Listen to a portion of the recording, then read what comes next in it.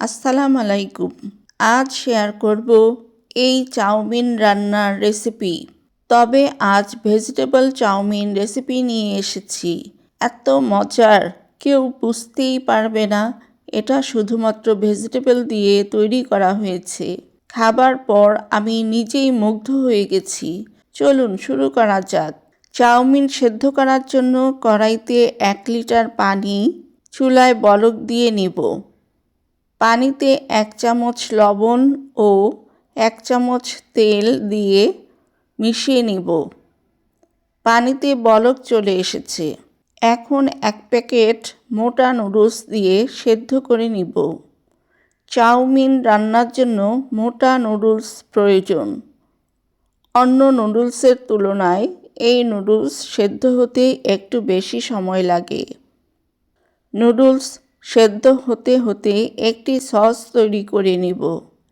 2 table চামচ tomato sauce ও 1 table চামচ soya sauce মিশিয়ে নিব।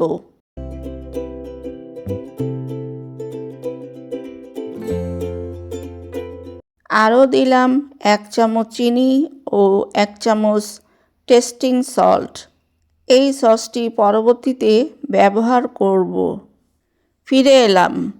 নুডলসগুলো সুন্দরভাবে সেদ্ধ হয়ে গেছে। একটা চালনিতে নুডলসগুলো তুলে রেখেছি। এখন কড়াইতে 1/2 কাপ তেল দিয়ে কুচি করা গাজরগুলো ভেজে নিব। গাজর একটু শক্ত সবজি, একটু আলাদা করে ভেজে নিলাম। গাজর প্রায় 80% কুক হয়ে গেছে। এবার একটি বড় পেঁয়াজ কুচি করে দিলাম। কিছুটা পেঁয়াজ কলি লম্বা করে কেটে দিয়েছি।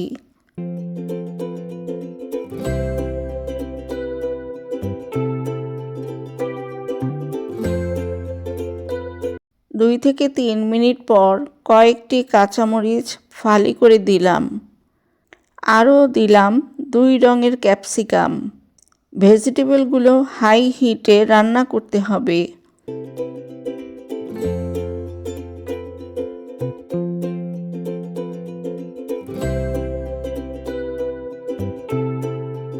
দুই মিনিট পর নুডলসের প্যাকেটে থাকা মশলাটি দিয়ে দিব।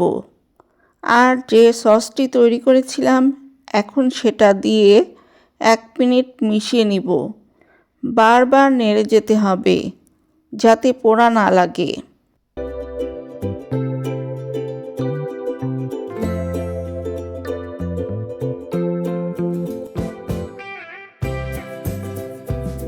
এই পর্যায়ে নুডলসগুলো দিয়ে ভেজিটেবলের সাথে মিশিয়ে নিব। দেখুন কত ইয়াম্মি মনে হচ্ছে। বাচ্চাদের টিফিনে কিংবা বিকেলে নাস্তায় এটা খেতে পারেন। যারা মাছ মাংস খায় না অথবা ওজন কমাতে চান তাদের জন্য এই রেসিপি উপযুক্ত খাবার। এই পর্যায়ে 1 চামচ সাদা তিল দিয়ে মিশিয়ে নিব।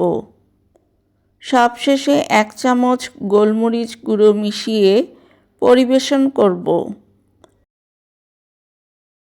ভিডিওটি ভালো লাগলে লাইক, কমেন্ট, শেয়ার করে সঙ্গেই থাকবেন। ধন্যবাদ।